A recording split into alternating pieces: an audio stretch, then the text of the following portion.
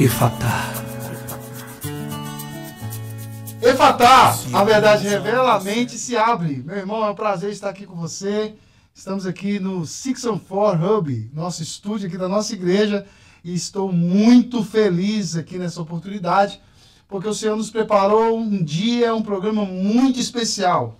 Hoje eu estou recebendo convidados muito especiais que o Senhor preparou para nós aqui. Eu quero já apresentar para vocês, estou aqui com eles. Meu querido pastor Gilead, nosso pastor. Obrigado. Ai, prazer é meu, pastor. Eu tô aqui também. E o nosso querido pastor Eliel Silva, que está aqui conosco no Aviva. Obrigado, pastor, pela gentileza de estar conosco aqui. Obrigado a você pelo convite, privilégio por estar aqui com essas feras do mundo evangélico. Rapaz, estamos aqui também com ele, hein? Emerson, cantor internacional do Reino. Obrigado por estar aqui nesse momento com vocês, compartilhando de comunhão, presença de Deus, paz e simpatia, né? Glória a Deus. E também, assim, a oportunidade de levar para as pessoas uma mensagem do que a gente carrega, do que a gente vive com Deus, do que a gente tem, do que Ele tem confiado pra gente. Eu te agradeço, pastor Gilead, você, e tá com o Eliel aqui, né? Eliel é top das galáxias. É, rapaz. E ele tá com um blazer bonito demais. Pô, você estuda de blazer e eu assim nessa condição. Mas deve ter mistério aí, né? Tem um mistério. Não, é de Deus, varão. A hora que eu era cantor, que eu não precisava, nem... Se eu falar que eu sou pastor, o pessoal não acredita. Eu tenho que usar um terno. Mas é... Obrigado, irmão Antônio. Obrigado, pastor Gilead. Obrigado.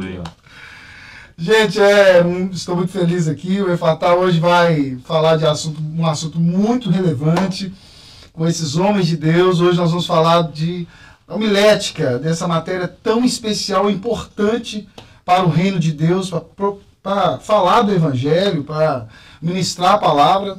Estamos aqui com homens de Deus que ministram na casa do Senhor, para o reino.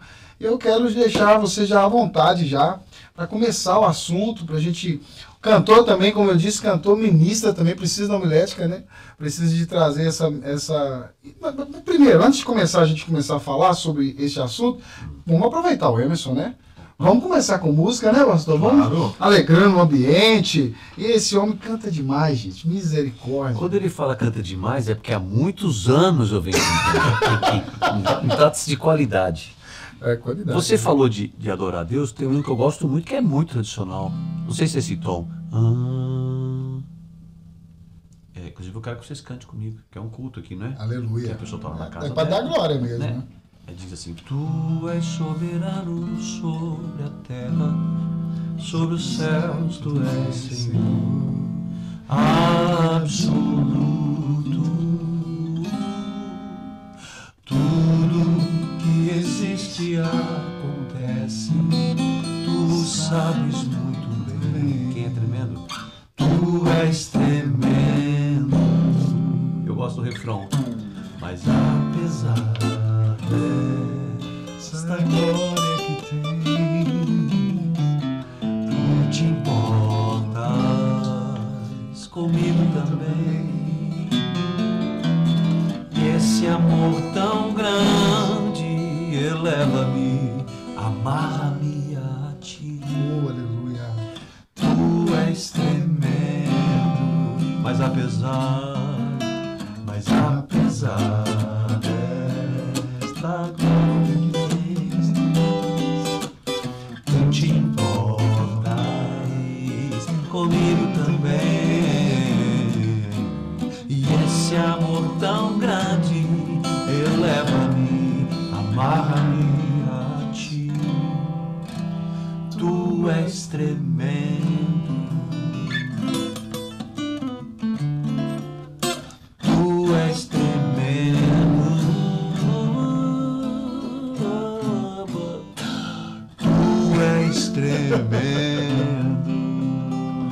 Minha homilética hoje é bem simples. Glória a Deus. Glória a Deus, mano. Obrigado. Não é um hino autoral, eu tenho várias canções autorais, mas é uma canção que eu sempre pensando na ideia de culto, já que a homilética é aquela arte de interpretar e de alcançar pessoas. Às vezes tem cantor que vai para um culto mesmo, que canta o hino que a igreja não conhece, Aí ele não anda na visão do pastor, porque tem que andar na visão do pastor. Se o pastor tem aquela visão de canto congregacional, você não pode pôr um hino novo de cara. Você tem que cantar uns 2 hinos conhecidos, depois você ensina um novo. E devagarzinho. E se tratando de servir uma igreja e ter propósito na sua administração. Pregação sem a arte de pregar, sem a parte de se comunicar, não resolve nada. Assim é a música também. Então, ao invés de eu cantar um hino autoral, que você podia me dar chance, porque esse vídeo aqui vai ter mais de 1 milhão de visualizações, por causa do pastor Eliel. Glória a Deus. Ainda mais é que externo, né? Eu podia falar, nossa, agora é minha chance. Mas como assim, no reino de Deus, a gente não tem que ser oportunista, a gente tem que ser a visão do reino. Tá aqui abençoar a sua vida aí. Maravilha. Com esse hino que você pode cantar em casa. E já conhece. Glória a Deus. Mas essa pose que eu fico aqui, tá bom? Essa pose? tá ótimo, tá ótimo. E eu quero, por favor, se você puder dar uma palhinha de um autoral depois, Sim. durante o decorrer do culto aqui. Tá bom, irmão? Amém? Isso.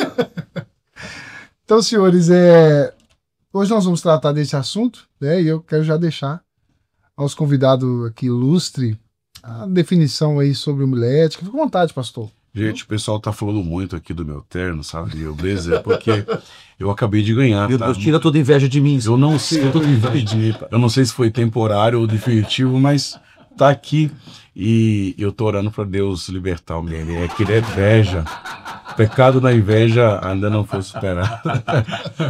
Pelo menos na questão de moda, né? Sim. Mas a homilética é o ramo da teologia disciplinar, né?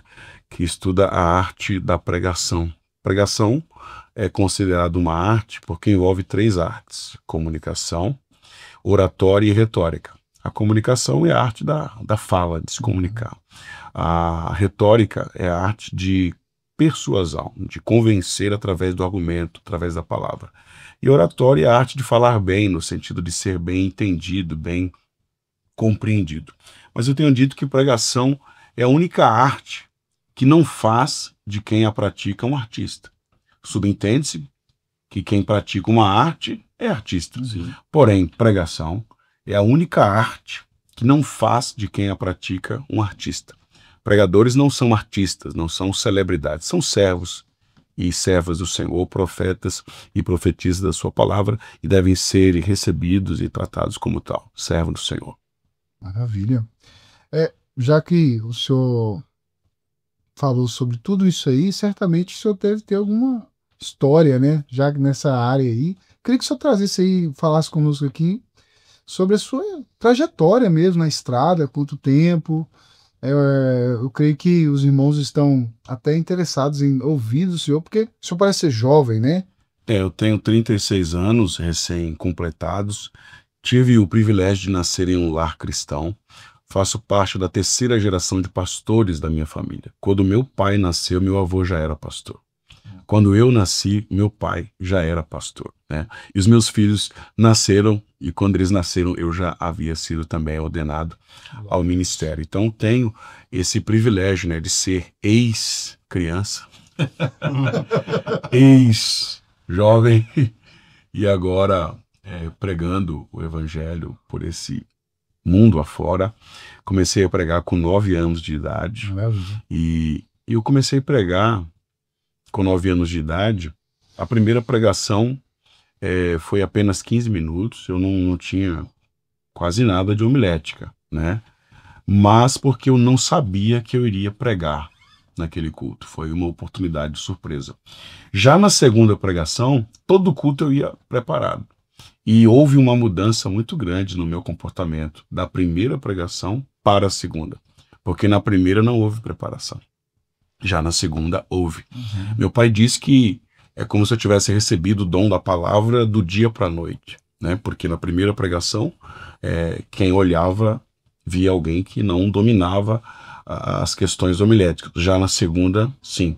Mas isso se deve ao fato de que desde os 7 anos de idade eu já ouvia muitos pregadores. Eu me lembro que eu chegava da escola com 7 anos e a primeira coisa que eu fazia era colocar um disco de vinil do saudoso pastor Bernardo Johnson.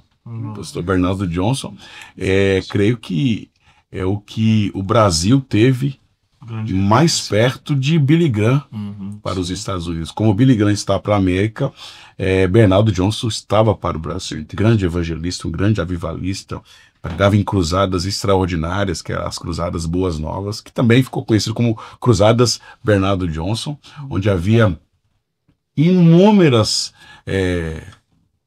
curas, milagres extraordinários e também inúmeras salvação. E eu ouvia muito Bernardo Johnson, eu cheguei a decorar uma das mensagens dele, até hoje eu sei essa mensagem de cor, e ouvia também as fitinhas. Depois do disco eu entrava dentro do carro do meu pai e colocava as fitinhas dos pregadores, Napoleão Falcão, Gilmar Santos, Nerildo Ascioli, Takayama. Isso, Takayama. Então assim, é ouvindo que se aprende a falar. Geralmente, a pessoa que sofre de uma deficiência auditiva, ela também vai sofrer de uma deficiência na fala, porque quando você não ouve, você não aprende a falar. Então, geralmente, o surdo, normalmente também é mudo, porque é ouvindo que se aprende a falar. Quando Jesus curou aquele homem que era surdo e mudo, primeiro Jesus curou os ouvidos, e depois a língua também foi curada. Então, é ouvindo que se aprende a falar. Muitas pessoas não sabem pregar bem porque não são bons ouvintes, não sabem quem ouvir, o que ouvir. Então, desde os 7 anos eu ouvia muito pregação. Então, na minha segunda pregação, eu já me preparei e coloquei em prática tudo aquilo que eu aprendi ouvindo, né? Então, quem é um bom ouvinte será um bom orador também. Você falando sobre a questão de a quem ouvir, a nossa igreja ouve muito bem o nosso pastor. Nossa, a gente aprende muito. Estou aqui com os irmãos aqui acompanhando. Obrigado pela presença de vocês. A nossa igreja são pregadores, ministros aqui. E nós somos muito bem alimentados, né, pastor? Obrigado pela toda a sua dedicação na palavra. A gente já falou isso muitas vezes aqui no programa, sabe? A gente gosta porque realmente é um homem. E aí, pastor, o que o senhor tem a dizer sobre essa matéria tão importante? Com certeza o senhor domina. Estou ouvindo aqui para pregar. Não, eu acho que é um assunto muito assim, necessário. E na minha experiência, assim, né, porque o meu ministério basicamente se desenvolveu nos Estados Unidos.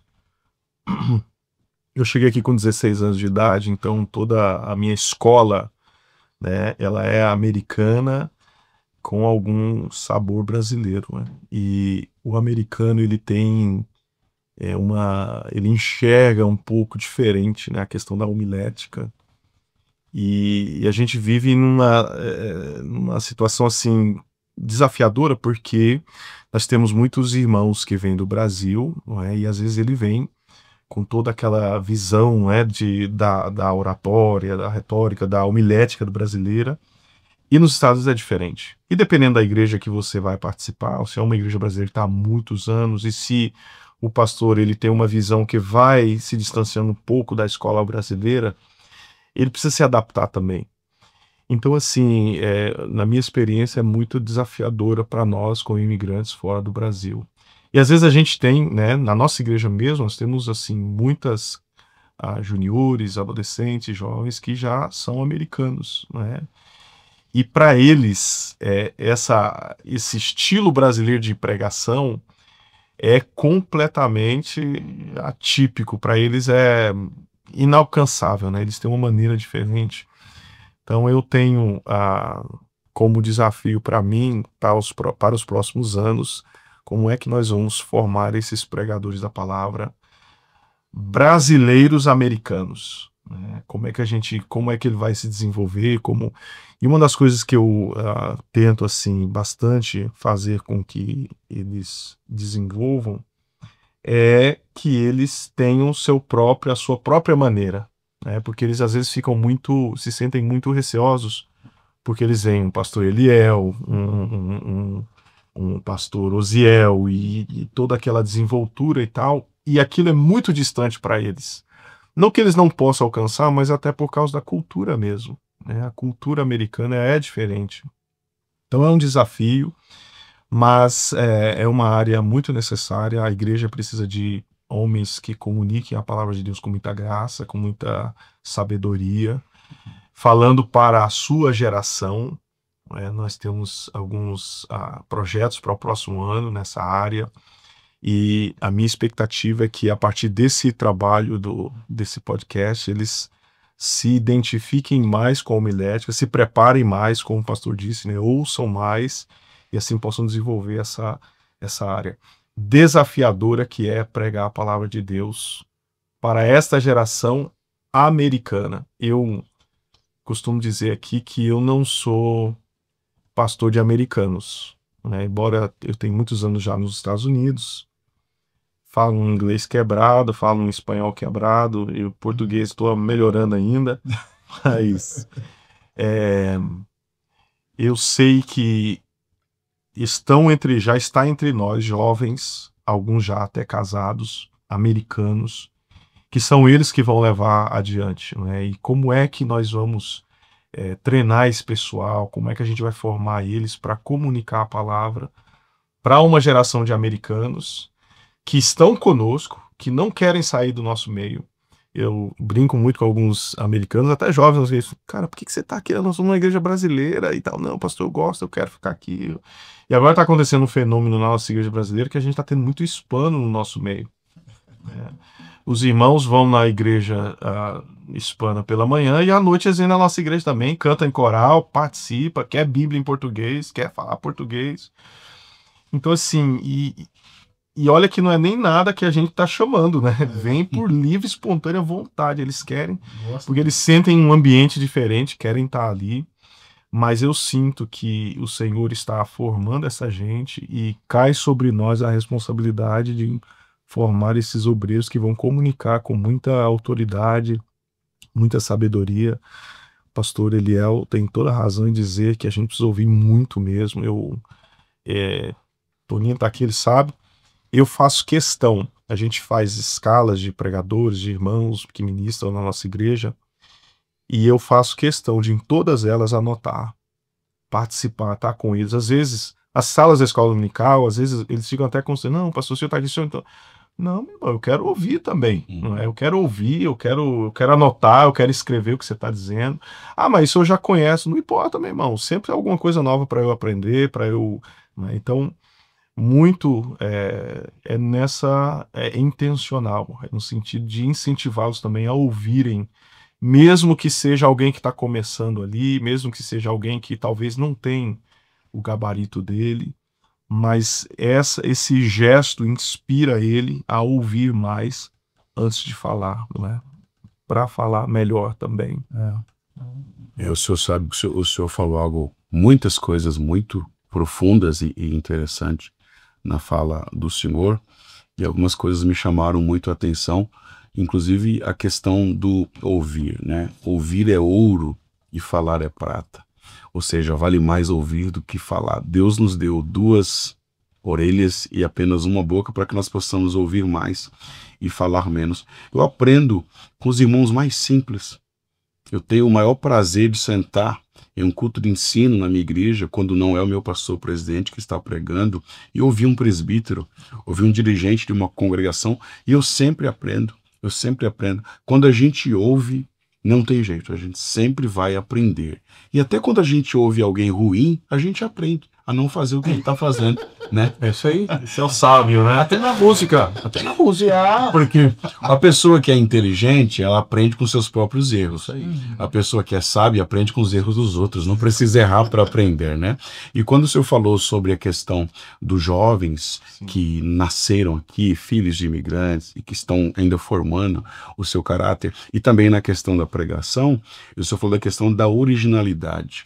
Eu acredito que a originalidade, ela facilita muito a homilética, a oratória. Sim. Você precisa fazer um esforço dobrado, triplicado, quando você tenta ser quem você não é.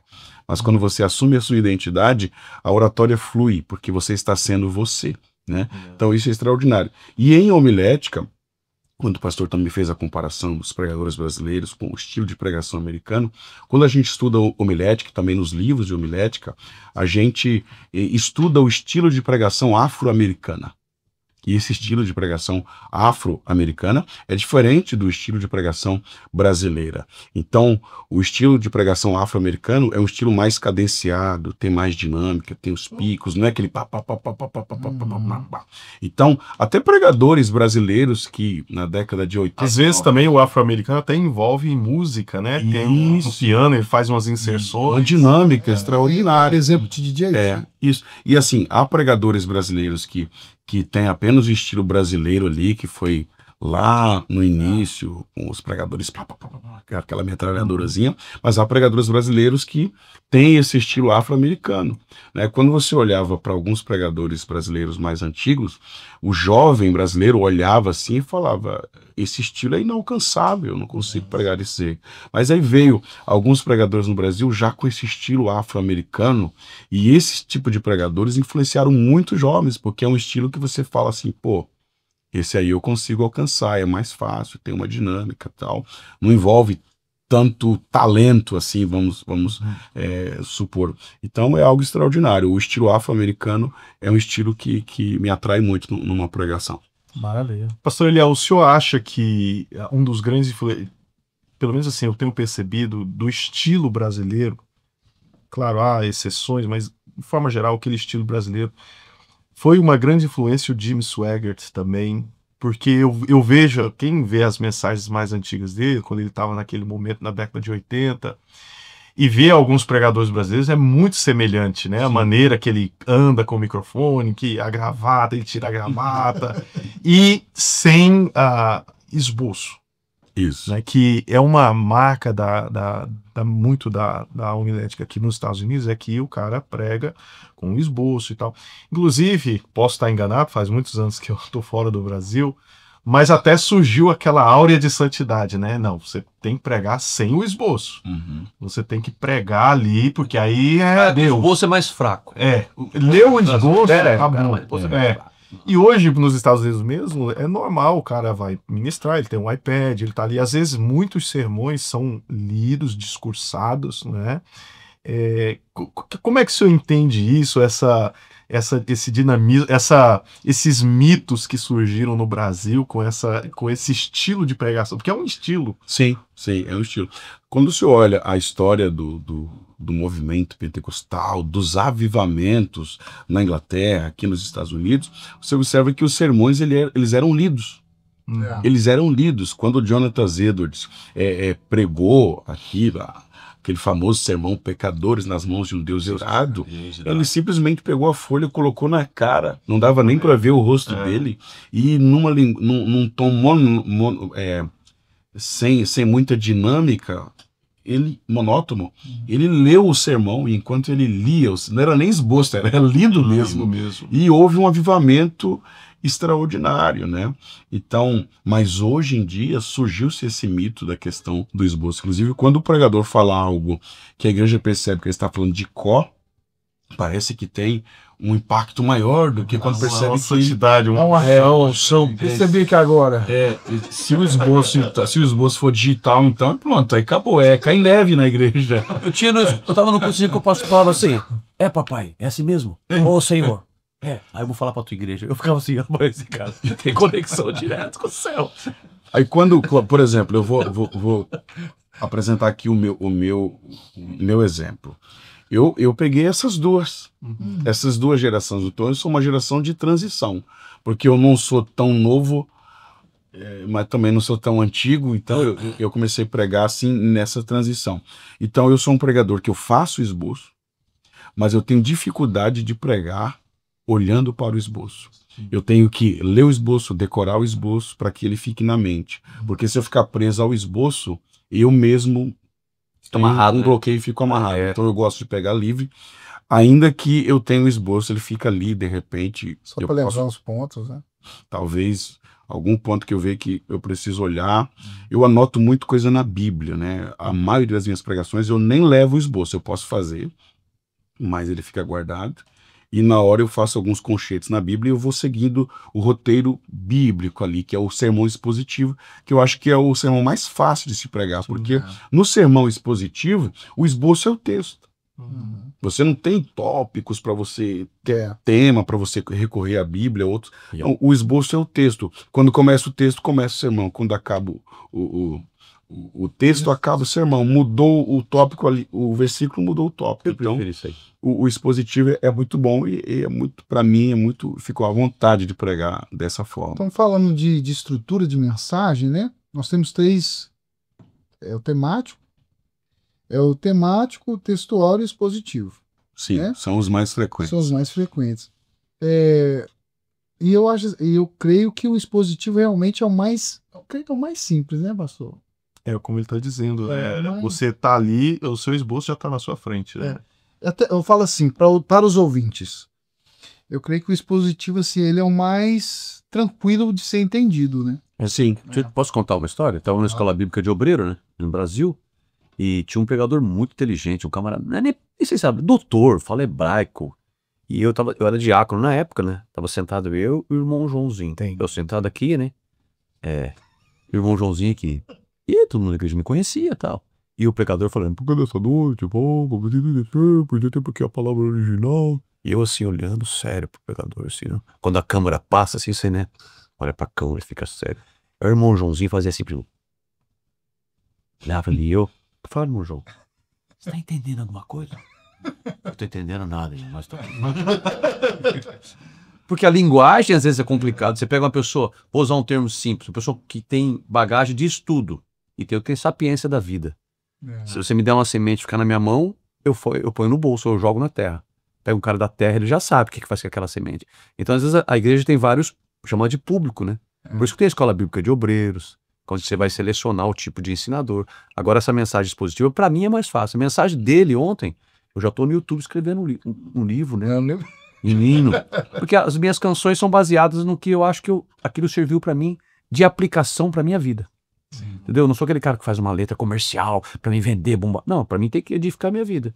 Tanto é que eu sou um cantor que eu acho que a minha homilética é boa, porque eu me comunico com a igreja. Ontem o pastor Gilead falou para mim, pastor, quanto tempo eu tenho?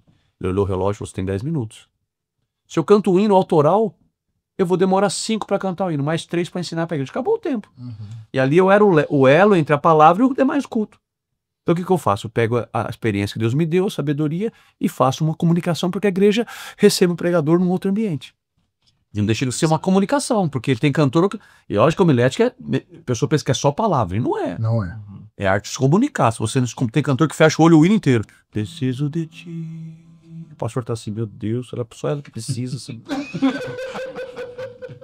São coisas que a gente vê. Quando eu faço o meu seminário de música, que eu faço o seminário de música no Brasil, eu falo tudo isso. A pessoa, só ele tá sentindo a presença de Deus. Não é assim, o pregador também, o pastor Leão sabe disso. No início de música tem que ter esse tato, né? A gente que prega em congresso, você chega no congresso, culto tá... Desculpa o termo, não existe culto ruim, mas o culto tá ruim, cara. E o cara quer que você faça descer fogo do céu, cara. Vai lá, agora é sua vez. Mas agora é minha vez. Não é, pastor Leão?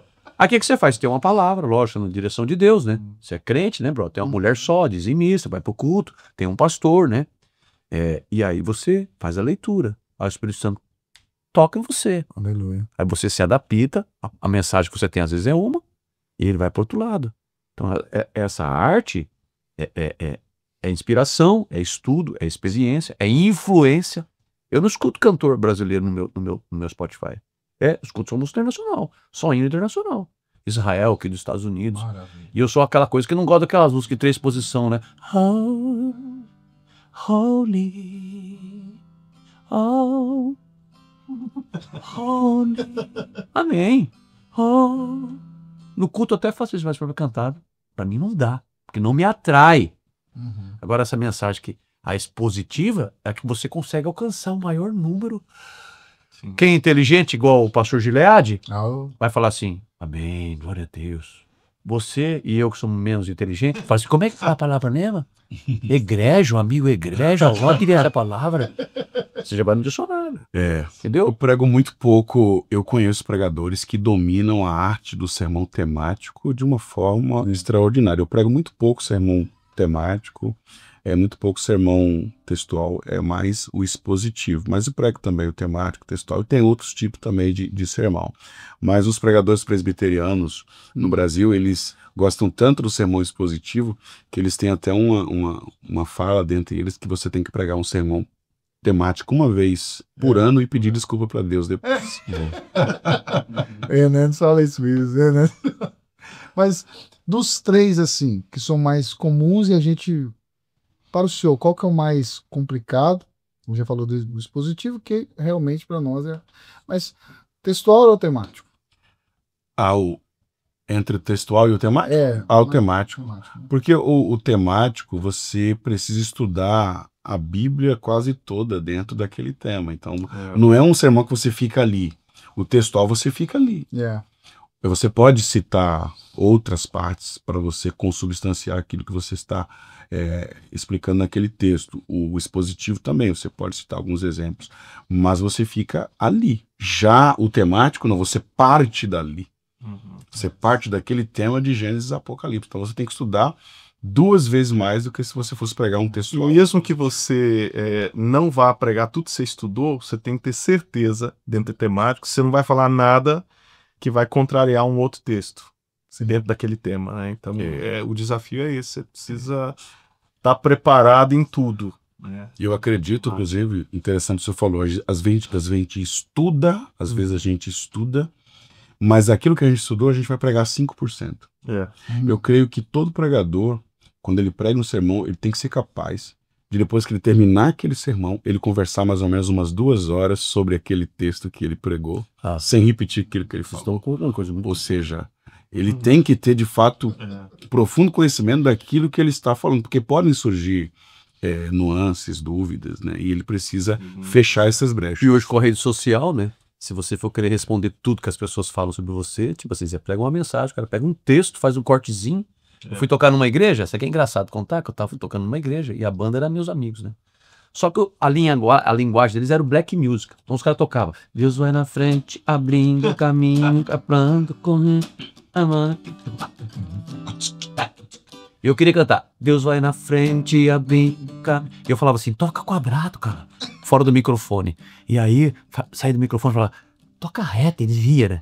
Parece mesmo, tá? Daqui a pouco, que a gente tem uma brincadeira de chamar de banda ruim, né? Ô, banda ruim, hein? E brincadeira. Daqui a pouco eu saí do microfone e falei assim, ô, banda ruim, saiu na internet. Rapaz do céu. Mas apanhei demais. Quer dizer, a pessoa não sabia da situação. Então, se vocês pregadores, se não tiver esse conhecimento que o pastor Riel tem, você não vai ficar dando satisfação para a internet é terra sem lei, né? Mas isso aí é muito interessante o senhor falar, que eu já tenho que pensar também nisso aí. Cada ano que eu cantar, eu tenho que ter pelo menos mais 2 horas de história para ler. Nós estamos diante aqui do pastor Gilead, e pastor Gilead, além de ser pastor, é um grande mestre. Até porque eu não consigo, biblicamente falando, doutrinariamente falando, desassociar o ministério pastoral do ministério da maestria. Se nós olharmos ali os 5 dons ministeriais, nós vamos observar o apóstolo, o profeta, o evangelista. Aí o texto diz pastores e mestres. Você tem uns para apóstolos, outros profetas, outros evangelistas e outros pastores e mestres. Não diz e outros mestres. Então todo pastor é um mestre. Ou pelo menos deveria ser. Nem todo mestre é pastor, mas todo pastor é um mestre. Maravilha. Porque o pastor, ele é aquele que ensina. E é tão bom, né? Assim, a gente... Louva a Deus por aviso de todos os pastores que já me pastorearam, mas é muito bom você ter esses dois, assim, te liderando. Você fica mais... É difícil, porque como ele mesmo disse, né? Ele faz uma escala. A gente prepara como se fosse um congresso mesmo para pregar.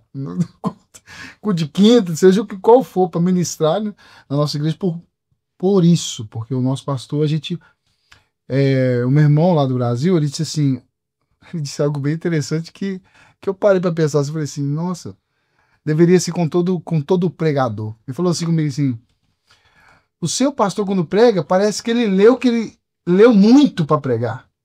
Ele mostra que leu muito, se preparou muito. Então, e isso é característica também da estrutura da mensagem, né? Você tem alguma orientação sobre a estrutura de mensagem que você possa nos falar e orientar os pregadores que estão aqui e vão nos ouvir? Sim, dentro da questão da homilética, você tem uma estrutura que você precisa obedecer ali porque você está fazendo o caminho do ouvinte. Yes.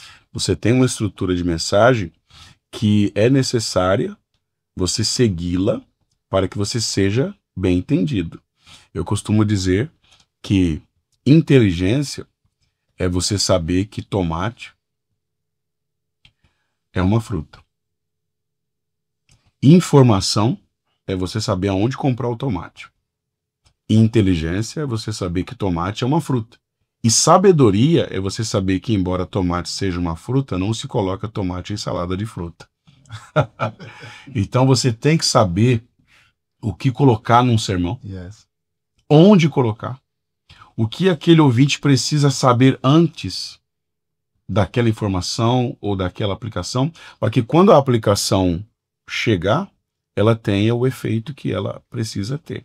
Então é necessário sim obedecer uma estrutura de introdução, que é quando você anuncia o tema sobre aquilo que você vai falar, porque a questão de você anunciar o tema, o assunto que você vai falar, é muito importante, porque é como se o ouvinte tivesse que entrar em um trem.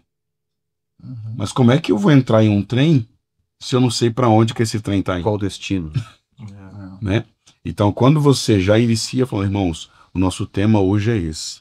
Então, automaticamente, você já prende a atenção do ouvinte. Então, há uma estrutura, passando pela maneira com que você saúda o seu público, a maneira com que você introduz a mensagem, a maneira com que você lê o texto, anuncia o texto, e expõe o texto, explica o texto, e a aplicação, ela vem por último, né? A aplicação da mensagem, ela vem por último, e depois da aplicação nós temos a conclusão do sermão, que é quando eu vou falar para os meus ouvintes o que eles precisam fazer em relação àquilo que eles ouviram. Pregação sem aplicação não é pregação, é discurso, é informação. Eu não posso pregar diante da igreja, eu tenho que pregar à igreja. Eu tenho que falar com eles e não falar na frente deles. Né? Uma palavra pra gente... Na verdade, eu tenho uma curiosidade, pastor. Como é que o senhor, e pastor Emerson também, existe uma tensão entre o pregador e o cantor? Muitos eventos, muitos cultos, né?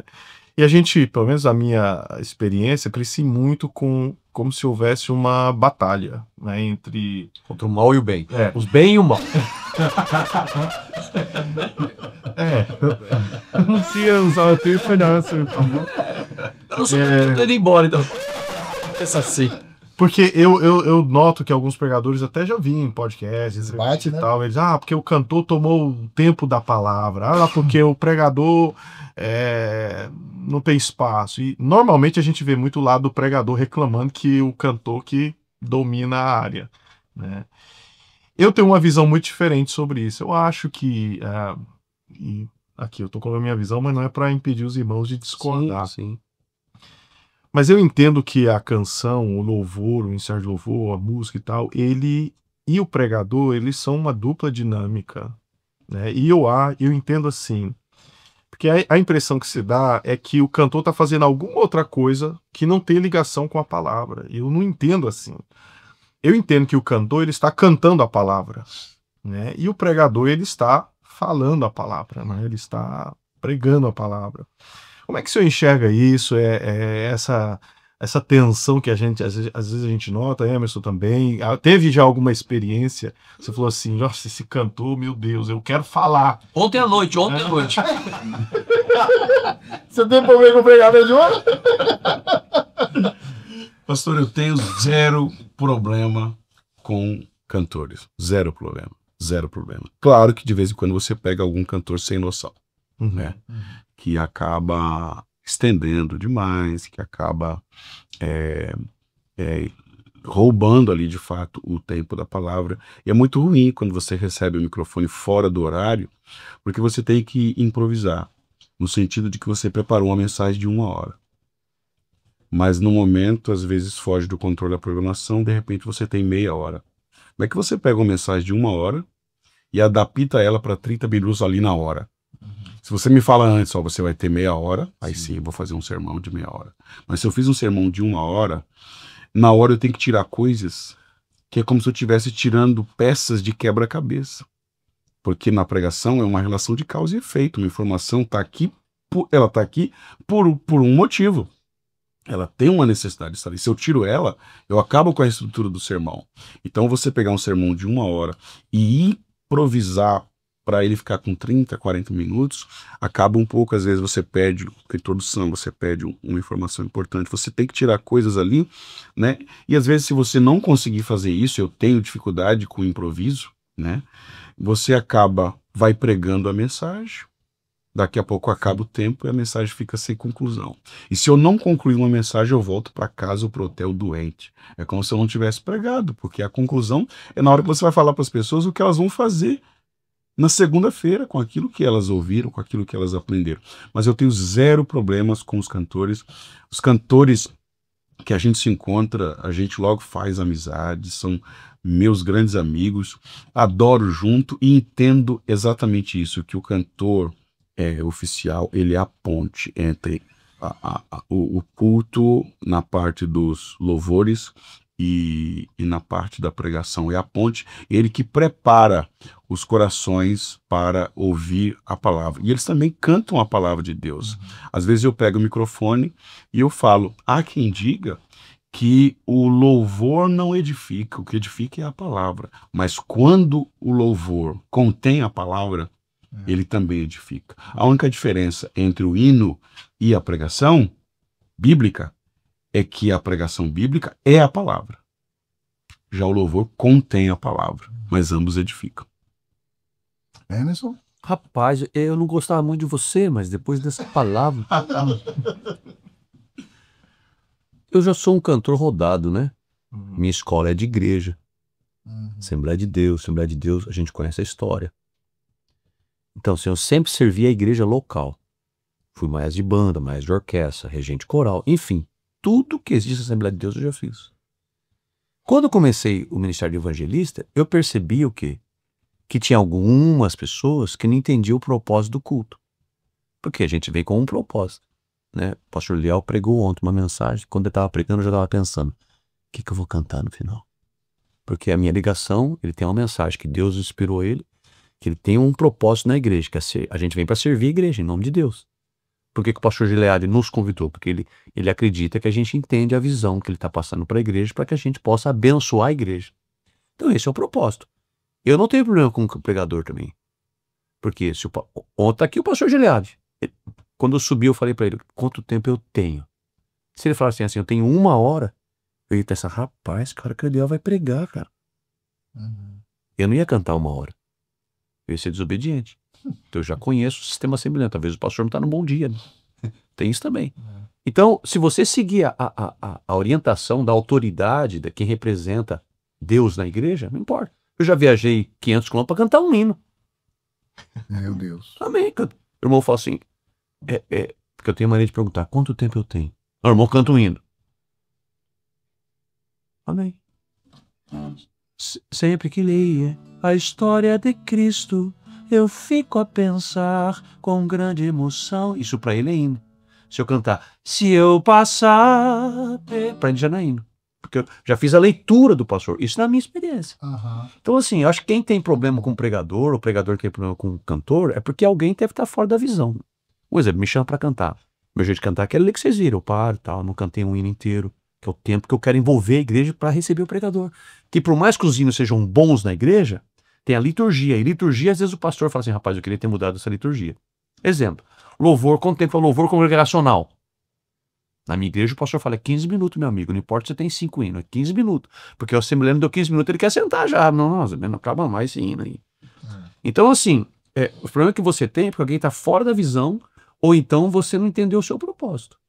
E eu sinto assim, quando eu sou convidado, e geralmente eu prego antes da palavra, eu sou o elo para mudar o que está acontecendo no culto. Então tem que estar ligado no que está acontecendo, tem que estar ligado no pastor, tem que estar ligado no horário. E aí se eu vou, mãe, me chamou ontem 10 minutos. Aí quando der 10 minutos eu falo, estou cheio de Deus, eu estou cheio, eu vou descer. Aí o pastor já fala, rapaz, cara, tá cheio do bem de Deus. Tem gente que perde essa noção. Eu já fui no culto com o pregador, o cantor não era convidado, ele ia cantar um dia antes de mim, eu cheguei, ele falou, pastor, eu posso ficar amanhã? Aí o pastor falou, vamos ouvir o irmão para oferta. Eu já gosto, minha concepção, eu sempre falo pro meu pastor, o que acontece no Brasil? Eu falo, pelo exemplo, tem igreja que faz oferta top, que para mim seria o ideal. Porque eu sei quando põe o irmão para cantar, o irmão não dá oferta. aleluia, glória a Deus. Oh, a oferta passou. Ele põe o instrumentalzinho. E a igreja está dando oferta. E ele pôs o obreiro para orar. Acabou de passar a salva, acabou a mensagem. O ofertório. Yeah. A oferta acaba, às vezes a banda tá tocando um hino de 6 minutos, cara. Tô dando muita volta, né? Não, tá certo. A ideia é o seguinte, Léo, um exemplo. Por que eu não tenho problema? Porque eu faço leitura, mas tem cantor que não faz leitura, tem pregador que não faz leitura. Eu acabei de cantar uma vez, o pregador falou assim, esse culto aqui, o louvor é mais primordial do que a palavra. Se não é igreja ensinada, os caras caem no glória. É mesmo, aleluia, o cara tá cantando até agora. Ouvindo falar dessa história, o que eu trago para hoje? A gente está numa sociedade que existe qualidade. E não estou falando só de parte de organização. Existe qualidade na palavra. Meu filho, um dia eu estou na mesa, o pregador falou assim pra ele, e aí, Davi, pregou bem, meu filho de 7 anos, falou para ele, 8 anos. Você não pegou nada, você falou só de você. Pregando nada. Porque hoje a gente tem uma sociedade que avalia a mensagem dele ontem. Né? Então, assim, se você não fizer a leitura e não for bênção para a igreja, eu também não tenho problema com o pregador, só tenho problema com Eliel. Mas é assim. Eu já percebi. Tá resolvendo, né? Mas no almoço a gente resolve.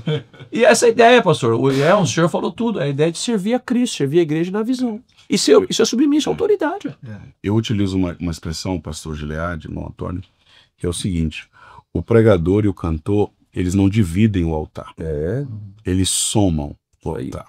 Porque às vezes a gente tem uma expressão, é uma honra dividir o altar com você. Mas nessa expressão dividir, parece que um faz a parte dele e o outro faz a parte dele, quando na verdade elas se somam.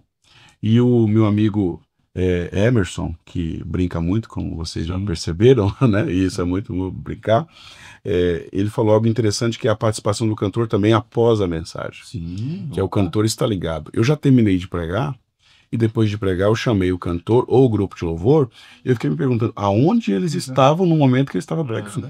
Porque cantou algo que não tinha absolutamente nada a ver com aquilo que eu havia pregado.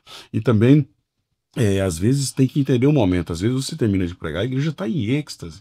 Então o cantor já tem que entrar no coro, ele já tem que entrar para introdução.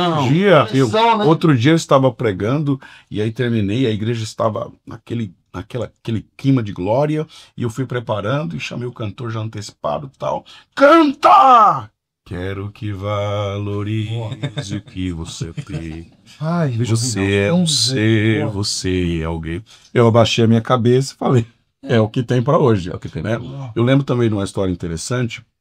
Eu estava num culto ao lado do pastor. De repente chegou um casal, sentou no último banco, e eu vi quando um CD, já faz alguns anos isso, um CD chegou na mão do pastor. Eu olhei assim e vi que era o CD de uma cantora. E eu entendi que aquela cantora estava visitando e queria uma oportunidade. E aí o pastor, com a programação um pouco extensa e tal, apresentou ela e não chamou para cantar. Eu fiquei com dó. Terminei de pregar e tal, e como eu vi que não tinha assim, um cantor específico, eu quis honrar ela. E falei, pastor, posso chamar aquela cantora? Pode. Chamei aquela cantora para cantar. Aí prepara aí e tal, e fui preparando, pôr em pé aquela glória, oração, aquele clima de glória, Jesus batizando, operando. Aí eu, canta! Aí ela, saúde dos irmãos capaz do Senhor. Ai, meu Deus. Eu sou da cidade, sei lá das quantas, estamos aqui há uma semana. Eu queria falar sobre isso aí. O arrependimento. Porque às vezes a pessoa ele quer se promover no evento. Né? E a ideia não é essa, né? Você tem que... O cantor, geralmente... Eu li um livro muito interessante que eu aconselho muita gente. É um livro antigo do Marcus Witt, que fala o coração de artista, né? Todo cantor, assim, ele é um artista, né? A arte não é pecado, mas o coração de artista é pecado. A pessoa se acha como... Eu sou a última bolacha aqui da Traquinas, né? Tem aquela linguagem que o pessoal usa de uma Coca-Cola do deserto, né? Enfim, várias falas. Você tem que ser servo, obreiro. Você tá ali, não importa se você é um grande conhecido na rede social, que hoje aqui a gente faz podcast, nesse podcast vai dar muito corte aí, que a pessoa pode até falar alguma coisa, mas enfim. Internet. Para abençoar. Ou não importa se você é um desconhecido na internet, você tem um coração quebrantado de adorador, você tem que estar ali com a ideia de servir a igreja. Jamais que eu vou chegar numa música e falar assim, meu, para de tocar aí porque você toca mal. Eu falo assim, irmão, deixa eu fazer uma sozinha para abençoar a sua vida. É inteligência, né? Vou desfazer do irmão? Né? Eu e o pastor Léo já tivemos vários eventos juntos. Cada igreja é um nível de técnica, de som, de equipamento, de envolvimento. Tem igreja que você vai ministrar, o pastor tá no celular. Não é que ele tá resolvendo problema, ele tá vendo TikTok. E você pregando. Tipo, o Senhor Jesus, Deus tá aqui. Deus tá aqui, né? Deus não tá lá. Mas não tô criticando a igreja. A gente vem de fora. E eu fico quantos dias, no máximo? 2 dias. Então sorri a cena, irmão. Sorri a cena e abençoa a igreja. Porque você não sabe se o pastor está em transição, você não sabe se a igreja está bem. Qual que é a sua função? Levar uma mensagem. Então, assim, você tem coisa que tem que estar ligado. O pastor chama para oferta, o cantor ministra, profetiza e expulsa o demônio. Né? O pregador desfaz o cantor desfaz o pregador. Não é divisão, é comunhão. E tem coisa que você precisa falar, que nem às vezes chama um pastor para orar. Tá no meio do fogo. A paz do Senhor, irmãos. Porque é cultural. Então, eu acho que o preparo de hoje das equipes, esses pastores mais jovens que preparam, que treinam, tem tudo para o evangelho crescer, que é onde a gente cresce, na organização, alcançar pessoas. Interessante a gente falar dessa matéria, né, pastor, com 2 evangelistas, né, pastor, pregador da palavra e um cantor tão excelente. Trouxe uns... A gente está se alimentando aqui e aprendendo muito, né, pastor? Eu acho que essa habilidade de comunicar. Porque vocês têm a comunicação aquela prévia, né? Vocês até chegar na igreja, depois tem aquela questão... Fora do altar, né? Exatamente, dos bastidores. Tem a comunicação com o pastor, Sim. porque o pastor é o pastor da igreja, então você tem que... E tem a comunicação com a igreja em si, né? E eu queria ouvir aqui, vou fazer só mais essa pergunta, depois eu quero ouvir algum dos irmãos, não sei se a minha diretora vai achar ruim de eu querer ouvir vocês... os nossos queridos que estão aqui, talvez tirar uma dúvida com nossos convidados. Eu queria ouvir uma dica, mas vocês já falaram muito, mas algo que a gente não falou ainda sobre essa habilidade da comunicação, que faz parte dessa matéria. Essa habilidade de se comunicar na fala, na sua forma de chegar diante da igreja, todo o trato. Púlpito e pós-púlpito. Porque tem a questão também, né, pastor? Até o pregador ele tem que usar tonalidade de voz, né? Quando ele cresce, quando ele sobe. E ouvir o senhor. A pregação é como batida de coração, né? Aqueles gráficos. Tem hora que vai lá em cima, tem hora que vai lá embaixo. Né? O ritmo da pregação é esse. E Time, né? Que ele é o time. Em relação... O inglês tá bom. Inclusive, há técnicos de som que não entendem isso. Na hora que você sobe, ele abaixa. Tá certo? Te arrebenta, tá certo, né? E quando coloca o compressor é pior, porque o gate, ele abaixa automaticamente, a pregação fica monótona e você perde o impacto. Na verdade, o compressor, ele foi feito para grupo de louvor, porque ele vai igualar as vozes. Ele pega aquele que tem uma voz um pouco mais alta e abaixa. Pega aquele que tem uma voz um pouco mais baixa e aumenta. Então foi feito para coral, não para pregação ou cantor solo, porque o pregador precisa ter essa dinâmica dos picos, né? Então, é aquilo que você falou. Em relação à dica de comunicação, leitura. Leitura ajuda muito na comunicação, você enriquecer o seu vocabulário, não no sentido de você falar bonito, falar palavras difícil, mas no sentido de você se comunicar. E a naturalidade. Você fala muito melhor quando você está sendo quem você é. Então não adianta querer falar igual fulano, beltrano, ciclano, porque isso vai atrapalhar a sua oratória, vai perder a originalidade e vai perder a autenticidade. Um pregador que não é autêntico, isso prejudica muito a questão da sua pregação, da sua prédica, né? Em relação ao pós-culto, aí vai do temperamento da pessoa, a pessoa que é tímida, né?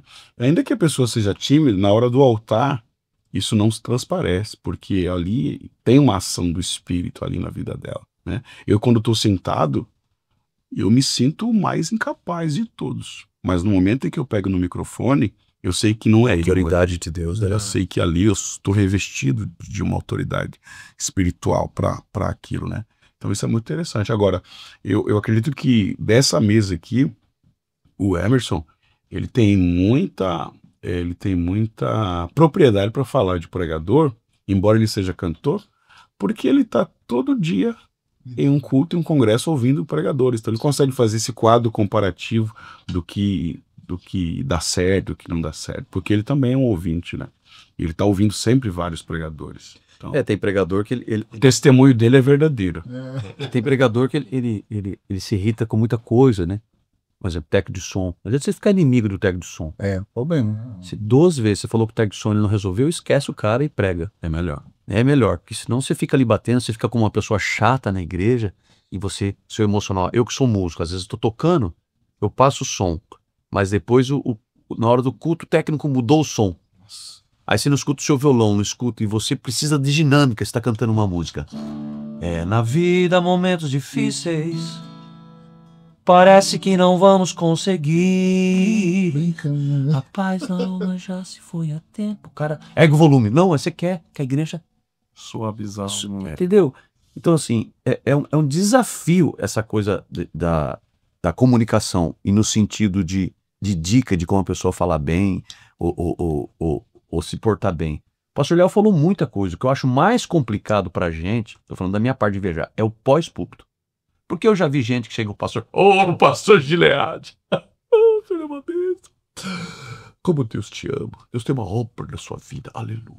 Aí chega o irmãozinho lá fora, mas quer a foto? Irmão, tô trançado, vou pro hotel. Fala, cara, mas cadê Deus na vida desse cara? Entendeu? Porque tem gente que admira a gente. Ontem chegou o irmão e falou, irmão, rapaz, eu gosto tanto aqui dos seus hinos. Falei, meu irmão, não perguntei pra ele qual hino. Porque eu coloco o irmão numa rascada. Eu vivi uma coisa na minha vida, eu fui cantar no congresso muito famoso de Santa Catarina, muito tempo atrás. Gideões, missionário. E naquela época tava estourada aquela música. O vento balançou, meu barco em alto mar, que é do Moisés Cleuton. E meu amigo, eu tô lá no hotel esperando, feliz, nunca tinha cantado, ficado em hotel há muito tempo, né? Aí chega um irmão, irmão, é você? Tira uma foto com a gente e tal. Aquela câmera ainda, né? Não tinha celular. Irmão, gostou desse hino, irmão? O vento balançou, né? Falei, não, irmão, esse não é meu, não. Não é seu, não? Vamos tirar foto, não, vamos embora. Aí você aprendeu, né? Então, assim, porque as pessoas elas admiram você, né? Então, se você tem que ser crente no altar, você tem que ser crente fora. E não é só com as pessoas importantes na igreja. É com o corpo, né? A família. A humildade. A humildade, ela não está na maneira com que você trata os iguais, os superiores. Ela está na maneira com que você trata os pequenos, aquelas pessoas que na leitura da sociedade está na base da pirâmide. É claro que não existe isso. Até porque a humildade contradiz isso. A palavra humildade, ela vem de dois vocábulos, um que significa nível e o outro chão. Então humildade é saber que todos estamos no mesmo nível, a saber o nível do chão. Deus pode ter colocado eu, os senhores ou alguém numa posição no corpo que pode ser considerado uma posição de mais visibilidade. Mas isso não me torna superior a ninguém. Eu costumo dizer que a diferença está na missão. O pastor tem uma missão maior do que o diácono. Pastor e mestre. O pastor da igreja, ele tem uma missão maior do que a missão do diácono. Por isso que tem que haver submissão. Submissão. Eu estou debaixo da missão. Eu não estou debaixo dele. Eu estou debaixo da missão dele. Então, quando eu entendo que a missão do outro é maior que a minha, eu me submeto a ele. Não por causa dele. Porque o mesmo sangue que comprou ele, comprou a ele. E não é a pessoa, mas né? por causa da missão que Deus colocou sobre ele. A autoridade que está sobre ele. Então, quando eu entendo que a missão do meu pastor é maior que a minha, eu cumpro a minha missão e ajudo ele a cumprir a dele. Me submeto à missão dele. Então, o fato de eu me submeter a alguém não me torna inferior a ele. E o fato de eu ser uma autoridade sobre alguém também não me torna superior. Até porque você pega o exemplo da Trindade, Pai, Filho e Espírito Santo. Tem uma submissão ali. O Espírito se submete ao Filho. O Espírito se submete ao Pai. Mas os três são iguais. Mas a missão é diferente, porque um enviou o Filho enviou o Espírito envia a igreja. Né? Então a diferença está na missão. Nessa questão da humildade é muito interessante, porque é necessário humildade para exercer autoridade. Essa ideia que ele falou dos temperamentos, por exemplo, hoje de manhã a gente tomou café junto, né? Até brinquei com ele. O Eliel é um pastor tradicional, é um jovem, uma mente, mas ele prega nos maiores púlpitos. Eu também canto, mas só que a minha característica já está identificada. Né? Eu chego no pastor Zé Carlos de Lima, lá na parede, meus irmãos, pode ser, eu imito ele na frente dele, ele tá aqui, o Everson Tedosa, e ele faz assim. Ele é um pastor sério, na cidade dele ele é uma bênção, no estado dele ele é uma bênção. São Paulo é outro perfil. Porque o meu jeito é descontraído. Hoje a gente tomou um café na casa do irmão Antônio Reis, a esposa fez o café, a hora que saiu o Léo falou assim, a paz do Senhor, irmã. Eu falei, bye bye? Falei, bye bye. Bye bye, my brother. Aí eu ri, né? Falei, olha, um pastor certo e um rebelde. Mas a gente, assim... Tá vendo as cores? Um branco, um negro. História de luz, né? Eu não vou entrar no mérito de você fazer isso. Vou chegar o pastor Gilead fora do altar. Hoje Gilead. E no altar não respeitar a autoridade dele. Porque a gente também é exemplo, né? Então, assim, essa ideia de você saber como se portar vem pela experiência, pela educação e o aprendizado. E você entender o que é o corpo de Cristo. Entendeu? Hoje quem me lidera no louvor é um menino que foi meu aluno. Eu não tenho mais liderança na minha igreja, né? Mas eu tô nos grupos. Quando eles têm uma dúvida, eles me chamam em off, Pedrosa, o que é que eu faço? Mas eu nunca vou chegar no grupo, não, tá errado o líder. Rapaz, o cara é o líder, colocado pelo pastor. Não tô falando se ele é melhor ou pior que eu. A minha inteligência tem que ser para abençoar a vida dele. Ele falou que você tem que ler. Pô, no meu caso, tem que tocar violão. Tem cara que fala que Deus vai usar você. Não, o cara não estuda violão, não aprende a letra, não escuta nada. Entendeu? Tudo é esforço. E interessante, esse meu comportamento, né? Embora já fui mais jovem, mas ainda considero jovem, eu preciso, por causa da minha idade, e os lugares que Deus me coloca, Sim. ter uma postura. Por exemplo, com 18 anos de idade, eu preguei pela primeira vez numa convenção. A minha primeira convenção que eu preguei, eu tinha 18. Olha os caras dos pastor. Então, como eu comecei a pregar muito jovem, e em eventos pesados, por causa da minha idade, eu precisava ter uma postura que me envelhecesse. Porque a idade não era compatível. E também tem a ver com o meu temperamento, que é um pouco mais retraído. Mas assim, o Eliel é uma pessoa equilibrada, né? Eu já vi pessoa que não é equilibrada, o Eliel é equilibrado. Sim. Ele viaja normal, né? Ele viaja com uma pessoa normal, troca ideia, irmão. Tem cara que é santidade, amigo. Irmão, não torce pacotinho. Sangue de Jesus tem poder. Irmão, é um time, só pode dizer. Então, assim, porque você tem que se adequar às situações, né? Né? Eu canto em igreja chamada no Brasil de Parede Preta. Que eu não vou entrar nesse mérito. Pra mim é tudo corpo de Cristo. E se tá dentro da doutrina bíblica, acabou. Os cultos maravilhosos, cara. Eu não vou de terno e gravata, irmão. Não tem como eu ir. Né? Vou numa convenção, estou chegando na convenção, a paz do Senhor, pastor, estou muito feliz de estar aqui. Eu queria cantar uma canção para abençoar a sua vida. Algemado por um peso. Aqui eu cantava. It touch me. Oh, it touch me. Vou no congresso de jovens. Bills. Quer dizer, você tem argumento. Ele prega para jovem, ele vai assim, ó. Entendeu? O que eu tô dizendo assim é de comportamento. Ele é educado. É diferente de mim, que sou extrovertido, não é que eu não sou educado. As pessoas confundem às vezes, gente, só porque você é extrovertido ou só porque você é sério. Não é isso. Essa mudança que faz parte da homilética, que o tempo tá acabando, que é isso aí. A Kate... A diretora. Eu vi ela fazer para nós assim, ó. Mas o que eu achei... O que eu acho interessante é exatamente essa... Vocês são assim aqui... Qualquer lugar, varão. Ali comendo um pastel e no altar. E o bolo de cenoura, né? O bolo de cenoura. A diferença é que a gente não come bolo de cenoura no altar, né, varão? Claro que não. Mas eu acho isso muito... Mas tem igreja que serve café. E eu fico constrangido, porque eu fui ensinado que igreja, né? Eu já fui no público, o pastor veio com uma xícara de café. Eu fico olhando os irmãos com aquela vontade de tomar café. Eu falo, irmão, mas só pra mim. Se eu tenho alguma coisa, pastor, alguma dica, alguma orientação para nós, porque a gente precisa de ouvir o senhor também, para ele não cometer ele no nosso altar ali da nossa igreja, né? Eu acho que o pessoal já disseram tudo aqui. Eu acho que o grande segredo mesmo é você observar bem o ambiente, sabe? Parte talvez da minha personalidade, de temperamento é esse de observador. Eu observo muito. Espero, deixa eu entender o que está acontecendo aqui antes de agir. Então eu acho que às vezes falta muito isso. A pessoa acaba se tornando muito arrogante, muito soberba, e ela quer impor quem ela é no ambiente. E eu acho que o segredo, tanto para o pregador como cantor, ou qualquer um que serve uma igreja em algum momento, ele tem que observar, para entender isso daqui, né, como é que funciona isso daqui. Eu já fui a algumas igrejas aqui na região, tenho amigos em igrejas que não são brasileiras nem americanas, né? Nós temos uma igreja africana que usa o nosso espaço aos domingos. É uma cultura completamente diferente, sabe? E eu me lembro em uma certa vez, algum tempo atrás, nós estávamos procurando um local para nos congregarmos e eu fui num culto de uma igreja africana. Só que eu estudei, deixa eu entender como é que funciona isso daqui, como é que é a cultura e tal. Não sei o que. Quando eu cheguei no culto, fui preparado de terno e gravata, porque eu sei que eles vão para o culto assim.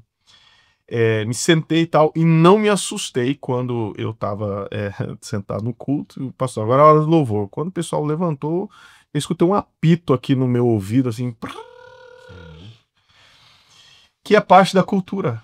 Eles no louvor usam apito, usam tamborim, usam um negócio e tal, e sai. E aí no culto eles começaram a fazer um trenzinho na igreja. As irmãs, com os pastores, todo mundo, e fazendo dançando e fazendo um trenzinho. Eu falei, meu Deus do céu, cultura. Então, assim, parte, eu acho que do sucesso, do êxito no ministério, é você ter essa paciência para observar, entender. Eu acho que hoje tem uma vantagem que são as redes sociais. Muitas igrejas estão nas redes sociais, então pregador, cantor, que é convidado a um local que ele nunca foi, a primeira coisa que ele deve fazer, deixa eu ver essa igreja, como é que é lá, como é que funciona, deixa eu ver um culto, acompanhar um culto, para saber a dinâmica e tá bom, entendi, eles têm mais ou menos essa linha aqui, quando eu chegar lá, eu já vou saber. Nós tivemos experiência aqui na nossa igreja, que alguns pregadores e tal, o pessoal que se comunicou com ele, como é que é a igreja, como é que o pastor, como é que é, eu vou de gravata, eu vou de camiseta e tal, como é que é o pastor aí, como é que são vocês? E eu acho que às vezes falta isso, sabe? A pessoa ter essa graça de, cara, deixa eu observar, deixa eu aprender a respeito, para então atuar naquele ambiente sem causar alvoroço, sem causar constrangimentos, né? Acho que é um bom caminho. Maravilha. A gente está aprendendo muito aqui hoje, né? Quando Salomão ele pediu a Deus sabedoria, ele pediu sabedoria para sair e entrar. Geralmente, quando a gente cita de cor, a gente inverte. Entrar e sair. Mas textualmente ele diz, eu preciso de sabedoria e conhecimento para sair e entrar. Há uma diferença entre entrar e sair e entrar. Entrar e sair é acesso. Sair e entrar é permanência, é retorno. Você já está no local, né? Então, quem não tem sabedoria pode até ter acesso. Mas não vou. Mas permanência é necessário sabedoria. Né? Então, Deus quer nos dar permanência e não simplesmente acesso. Maravilha. Glória a Deus. Só para dar uma glória aí, igreja. Senhores, alguém aí tem alguma pergunta pro pastor, pro Emerson, pro nosso pastor também? Fica à vontade. É chance, viu? Alguma coisa, Lucas? Eu acho que foi bem esclarecido já. Inclusive, você tá de bigode, né, Arão? Antônio Reis, tem alguma pergunta aí, velho? Foi bem esclarecido. Tinha uma dúvida com o pastor Emerson Pedrosa, que disse que é um homem rodado, né? Pai disse que ele é um cara novo ainda. A respeito do ritmos hoje, é mais fácil você traduzir um blues, um ritmo novo em algumas igrejas, ou tem igreja que todavia ainda é mais...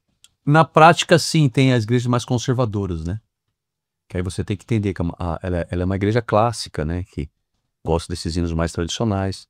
Mas assim, eu sempre costumo respeitar a cultura da igreja.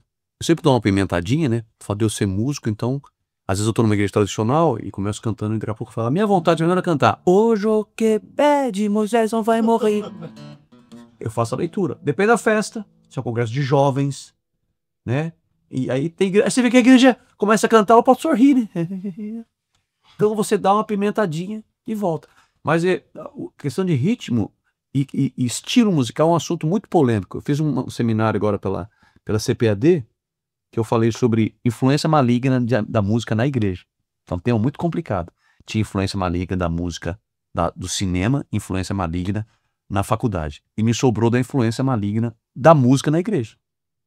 É um assunto muito polêmico, se a gente for falar, né? Eu tenho que preparar em muito tempo, porque tem a música que é vertical, a música que é horizontal. Tem música que não é pecado, mas é para cantar na igreja. Isso é ponto de vista meu. tá?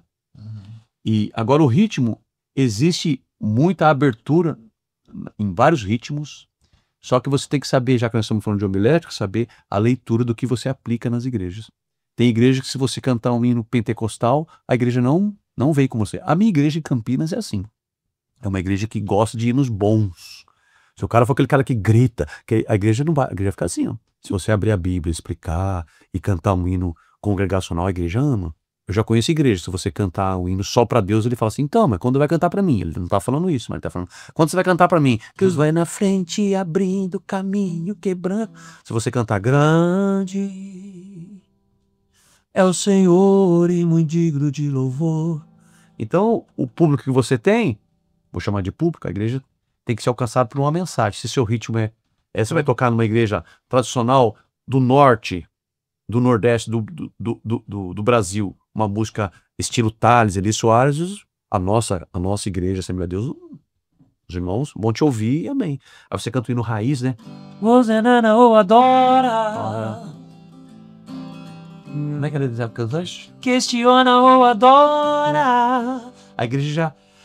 Agora tem uma música universal, né? Que a gente que é músico sabe. Tem hino que você pode cantar em qualquer lugar, que vai ser uma bênção que não ofende as culturas. De São Paulo tem o Cojique, a igreja que é só de negro, não sei como é que se fala hoje no Brasil. Tá tão confuso no Brasil que eu não sei mais.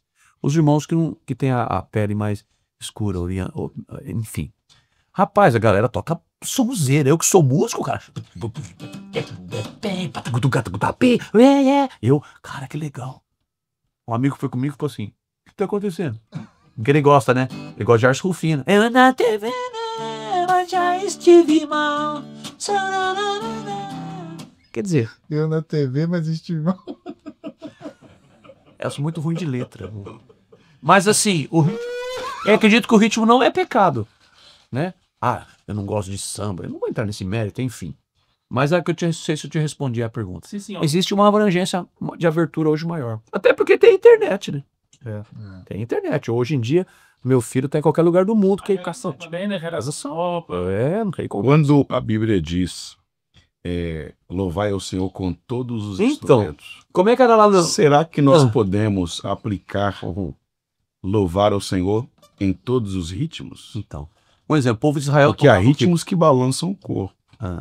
né? Mas não balançam a alma. A alma, sim. Por isso que é um assunto polêmico. O que o povo de Israel tocava? Tambor. O que tambor faz? Tambor a gente tem que tocar. Não, tu é. O que é isso? É samba, varão. Se não é samba, é outro nome. Polêmico, né? É que existem alguns ritmos que é como se Satanás tivesse se apossado deles. Sim. Mas na verdade a música Na verdade, feita por Deus foi tudo que fez. O diabo só imita. Tem até um texto lá, um vídeo de São Paulo que bomba, né? Que fala dos ritmos afro e tal. Eu não entro nesse mérito. Se foi Deus que criou, o diabo pegou e se apossou dele. O né? que cabe a nós através da matéria que a gente comentou, falou aqui hoje, né? Entender onde a gente está chegando, né? Cultura local. A cultura local. E assim a gente vai... Se você tá falando disso, se você chegar na igreja africana tocando esse pianinho, essa valsazinha aí, Eu tirei férias, eu e o pastor Manuel Barbosa, que hoje é o pastor, enfim, pastor Manuel Barbosa. Sumiu a igreja de Valinhos, ele queria tirar férias, eu peguei o cartão de crédito e fui com ele. Ficamos no final de semana em Poços de Calda. Quando a gente voltou do jantar, só para ter um baile no hotel. Ele falou, vem cá comigo, pastor assembleano, perto da mesa diretora, a mim. Chegou, tá o pessoal tocando, não posso ficar, vou cantar aqui, né, porque é um negócio crente. Aí, ele falou, pega o pandeiro. Eu peguei o pandeiro, pá, e os caras, a banda, o que é esse cara? Daqui a pouco, bom, cantaram lá, tal. Vamos cantar um parabéns para um casal aqui, o casal doutor falando de tal, juiz não sei do que. O pastor falou, sobe. Eu subo, foi no meio dos músicos, meu temperamento. Por isso que eu tô falando que o temperamento é interessante. Subi, tô com os caras olhando pra mim, tipo assim, e aí? Os caras. E aí? O cara subiu no palco junto com a banda, e os caras. Aí o pastor falou, vai, Pedrosa. O pastor não foi falar nada pra ele. Eu falei, posso cantar um hino? Uma música ali? Dá o violão, já arranquei o violão do cara. Eu podia cantar pra vocês aqui uma música do Titãs que é Preciso Saber Viver. Que vocês estão fazendo aniversário, mas eu queria cantar uma música pra abençoar a vida de vocês, desse casal aí. Tá bom? Posso cantar? Pessoal, canta, canta, canta. Quando a vida se torna difícil. Quando o cara me viu tocando violão, cara, esse cara entende, né? Tem isso também. Quando você não se sente alguém, quando o desprezo invade a tua alma, quando das marcas só restam feridas. Aí o cara, Aí cantei, quando o amor não é... Cantei a música inteira. O pastor Manuel já subiu. Eu posso fazer uma oração por vocês? Meu Deus. Só que antes da oração eu queria rezar o Pai Nosso. Pega a mão da pessoa, todo mundo. Ele rezou o Pai Nosso, porque o Pai Nosso dá todo mundo. Porque é abrangente o Pai Nosso. Sim. Aí ele orou pelo casal. Canta mais uma, eu cantei mais uma, mais duas, mais três. Acabou o baile. Aí ele fez o apelo. Umas 10 pessoas aceitou Jesus. Desci do palco, fui embora. Eu falei, desci do púlpito. Bora. No café da manhã tá os dois senhores casados lá, comemorando o aniversário. Falou, a gente tá desviado da Igreja Batista há muitos anos. Então eu tava nas Minas Gerais, eu cantei hino simples. Cantei hino simples. Cantei tudo hino. Se eu falo uma outra linguagem, a gente não alcança. Então a oportunidade e a comunicação da cultura local, e você alcança pessoas. Maravilha. Eu fiz uma promessa no início. Acabou? Nossa, acabou praticamente, né? A pessoa já tá de boa, né? Mas eu fiz uma promessa no início e vou cumpri-la. Que o Efatá é para você, né? O pessoal que gosta ouve até o finalzinho. Sim. A gente queria ouvir uma música autoral. Inteira? Pra gente colher. Já acabou o tempo? Não, ofertão. Mas eu queria ouvir. Vou cantar um pedacinho de um hino autoral. Sim. Que é para abençoar a vida de você que tá do outro lado, e vocês vão cantar comigo, tá bom? O tom é aqui, ó. Todo mundo. Tem alguém desafinado, mas não vou chegar ainda. Quando ele chegar, você fala que tá desafinado. E a letra é a seguinte, Deus não abre mão de você. Deus não abre mão de você. Você tem muito valor, eu sei. Você tem muito valor, eu sei. Deus não abre mão de você. Agora que você aprendeu, canta aí. Deus não abre mão de você. Deus não abre mão de você. Você tem muito valor, eu sei. Deus não abre mão de você. À noite tem culto, eu canto mais. Se alguém quiser me ouvir, vai no Spotify, tem no YouTube. E também você vai ser abençoado. Mas eu não posso deixar de terminar essa música cantando um pedacinho dessa música. Eu vim aqui no Efatá, nesse podcast falar de homilética. Não sou pregador da palavra escrita, mas sou pregador da palavra cantada. Se eu pudesse, fazia outro podcast. Agora vocês cantam aí. Deus não abre mão de você. Deus não abre mão de você. Você tem muito valor, eu sei. Deus, nem o Toninho, nem o pastor Eliel Silva, nem o pastor Gileade, nem essa turma aí abre mão. Cadê a câmera? Qual câmera que eu olho? De você. A mensagem chegou, quer dizer que a homilética funcionou. Funcionou. Tô certo, pastor Eliel? Excelente. Ele faz parecer ser fácil, né? Ele faz parecer ter... Agora, tem pessoas que você gosta de estar numa festa. O pastor Léo é uma das pessoas que eu gosto de estar numa festa. Porque ele sempre edifica a minha vida. Amém. Glória a Deus. Igualmente, querido. Pastor Liel, por favor, nos dê suas considerações finais aí e também uma orientação para nós aí que estamos nessa caminhada aí do reino, levando a palavra. A ideia não é... que tem pregação que é 3 tópicos, né? Lê o texto, sai do texto, não volta no texto. É o sermão de 3 pontos. Está errado. Mas eu creio que o senhor tem algo para fechar esse assunto aí tão interessante. E também eu quero, desde já, agradecer o senhor, porque, meu Deus, ajudou muito aqui e foi uma bênção. Ler o texto, explicar o texto, consubstanciar o texto usando outros textos e aplicar o texto. Isso é pregar. É muito bom participar desse podcast, Efatá. Que Deus continue, através deste programa, abençoando e abrindo muitas mentes, muitos corações e muitos ouvidos, porque é ouvindo que se aprende a falar. Deus abençoe a todos. Foi um prazer. Esse podcast, com certeza, vai edificar. Amém. Meu pastor... Obrigado, Toninho, mais uma vez, pelo convite e a recepção aqui. Aos convidados, obrigado por estarem conosco. Pessoal de casa, pessoal aqui presente, obrigado, queridos. Deus abençoe. Bênção. Glória a Deus. Que venham outros. Amém. Pessoal, você aí que esteve conosco até agora, muito obrigado pela sua companhia, você que nos acompanhou no local do seu trabalho, dentro do carro. Enfim, eu quero te agradecer. Que Deus abençoe sua vida mesmo. Eu espero que você, pregador, você cantor, tenha sido muito orientado. E você também, meu irmão, você que tem esse desejo, talvez por conta... Não, a preparação é muito importante, você ouviu muitas experiências e com certeza o Senhor vai fazer coisas grandes através da sua vida e através do seu ministério. Eu espero que você tenha gostado do Efatá de hoje, com convidados super especiais, homens de Deus. Estamos em meio a um congresso muito especial. Quero agradecer os irmãos que estão aqui com a gente aqui. Obrigado, senhores. Deus abençoe poderosamente toda a produção. Obrigado. Vem, meu irmão, vem aqui no estúdio da nossa igreja, 614 Hub.